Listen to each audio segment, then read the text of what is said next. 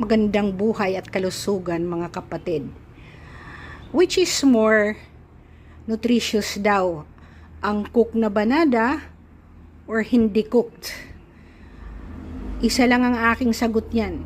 Ang Diyos, God has created fruits noong wala pang uso ang fire, di ba? So God said to man, have dominion over all the products of the earth. So pag kinok kasi ang green banana ay nag-i-starch siya, nagto-turn into starch.